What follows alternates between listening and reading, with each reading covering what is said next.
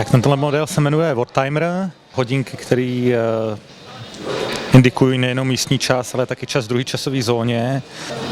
V okamžiku, kdy je potřeba nastavit přesný čas, tak, aby fungovaly samozřejmě.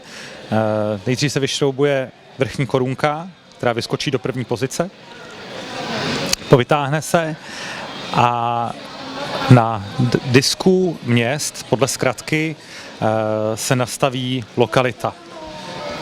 Lokalita je samozřejmě znázorněná taky na dýnku, kde jsou vidět krásně zkratky jednotlivých destinací. Ten trojpísmenný kód se vlastně ukazuje v apertuře na pozici 3.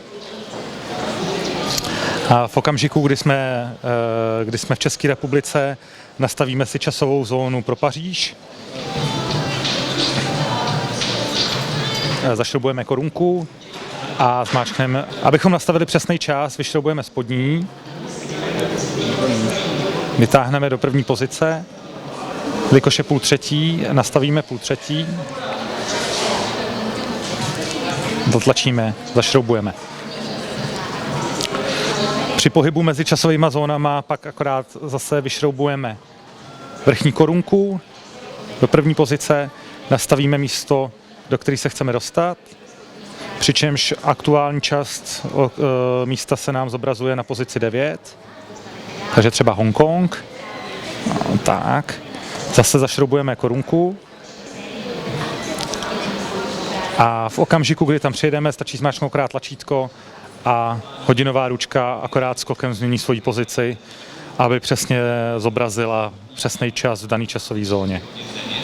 Jinak hodinky disponují automatickým nátahem, jejich povrchová úprava je PVD, to znamená, že jsou tvrzený, černěný, odolný proti jemným oděrům, příjemný kaučukový řemínek s jemným dezénem, vycházející z pneumatiky, i když tady je jemný globus. Porsche Design Diver, potápěcký hodinky, voděodolný nebo vodotěsný do 1000 metrů. Co je na tomhle modelu zajímavé, že je vodotěsný právě do takovéhle hloubky, bez toho, aby využíval heliový ventil nebo měl šroubovací korunku. Nádherný design, který vychází z toho, co Eterna vymyslela pro svůj model Contiky, později teda podstoupila právě pro značku Porsche Design. Hodinky mají vlastně vyklápěcí vnitřní pouzdro. Pro jeho otevření nebo vyklopení je potřeba zmáčknout 2 tlačítka po straně.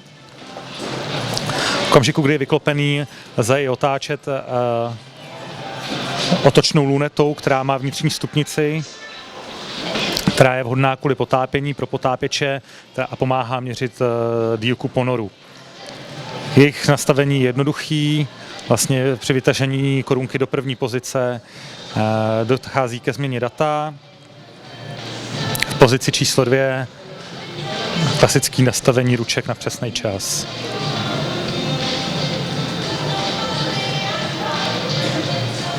Jednoduchý přiklapnutí, hodinky drží, je to pevný. Co je krásný u tohohle modelu, není jenom motýlková spona z titanu, z kterého je i vlastně můstek, který drží vnitřní ocelový pouzdro, ale i možnost otevření té titanové motýlkové spony. Je tady vlastně kvůli potápěčskému obleku, kvůli neoprému prodloužení. Samozřejmě z důvodu potápěčských jsou ručky stejně jako indexy ošetřený luminescenční vrstvou, to znamená, že v šeru svítí, až zařují světlo.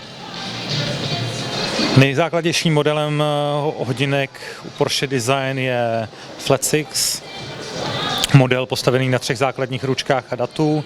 Jedná se o mechanické hodinky s automatickým nátahem, strojek ETA, občas i Selita, SV200, SV300 s automatickým nátahem, to znamená, že k jejich nátahu slouží ten rotor, který je dekorovaný a připomíná vzhled kola, s tím, že vnitřní část řemínku, kaučukového řemínku připomíná dezén pneumatiky.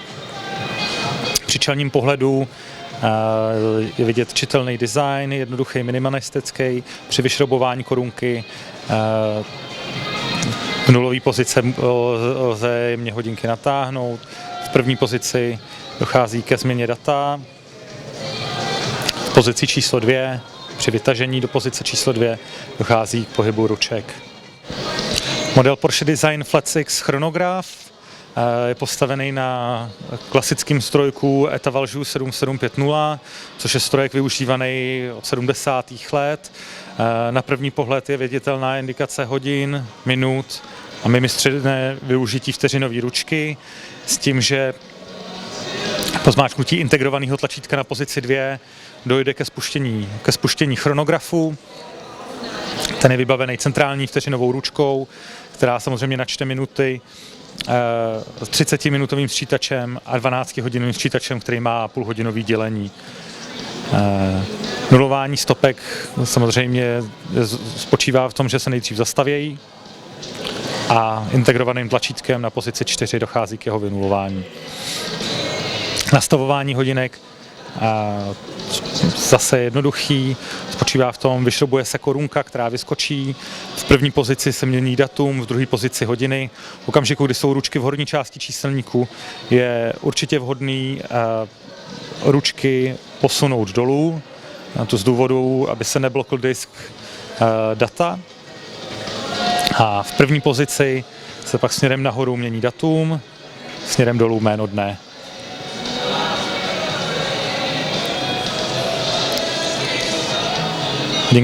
Korunka se jednoduše zašroubuje.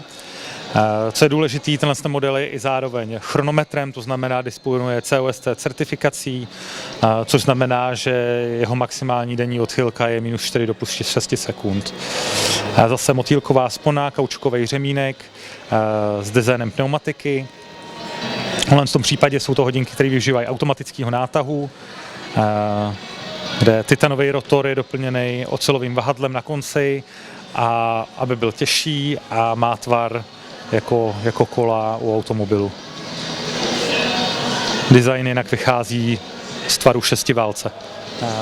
Takže tohle jsou hodinky Heritage Compass Watch od Porsche Design.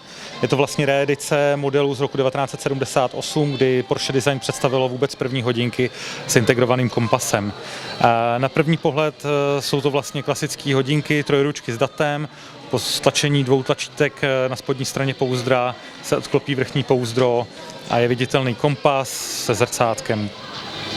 Hodinky disponují 42 mm pouzdrem, který je z titanu, PVDčkem ošetřený stejně jako tah, který má zase rozepínací klasickou motýlkovou sponu. Kompas je pak viditelný samozřejmě ze spodní části. Co se týče hodinek, ty jsou postavený na strojku Sellita SV300, což je vlastně pokračovatel ETI. Jedná se o jednoduchý strojek, to znamená 2 klasické ručky pro hodiny a pro minuty, které se nastavují v druhé pozici korunky a disk s datem, který se nastavuje v pozici číslo 1. Automatický nátah. Další model z kolekce Heritage je připomínkou roku 1980, kdy Porsche Design představilo světu první hodinky kompletně vyrobený z titanu. Stejně jako u původního modelu je využitý automatický strojek ETA Valjoux 7750 s integrovanými tlačítkami chronografu. Tlačítkem na pozici 2 se spouští, nuluje, zastavuje a nuluje. Korunka není v tomhle případě šroubovací. V první poloze zase dochází k nastavení data a jména dne. V pozici číslo 2 dochází k nastavení ruček. Jelikož se jedná o 7750, je využitá mimostředná vteřinka na pozici 9 s tím, že centrální červenou ručku chronografu doprovází 2 sčítače na pozici 12 a 6. Model vychází z limitované edice 911 kusů, přičemž číslo modelu je vyznačeno i na šroubovacím dýnku. Takže hodinky Porsche Design linie Dashboard. Tohle je nová verze která vychází vlastně od roku 2011.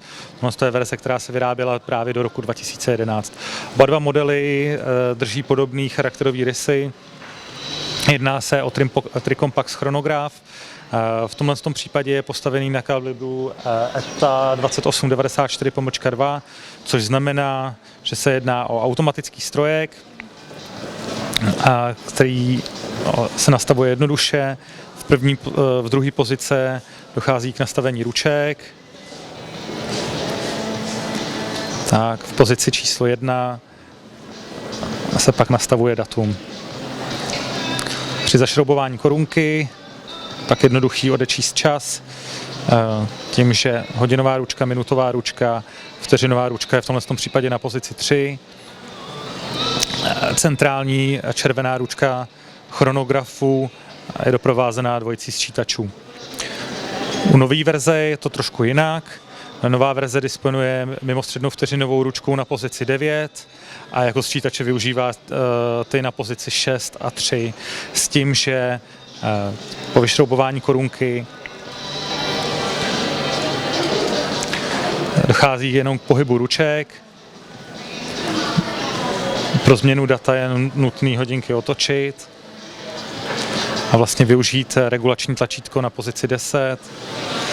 Co se týče designových záležitostí, Porsche Design se snažilo využít detailů, v tomhle případě je to Clou de Paris, v tomhle případě je to vroubkování, kterým se snaží asociovat detaily na řadící páce, případě na pedálech u závodního Porsche GT3.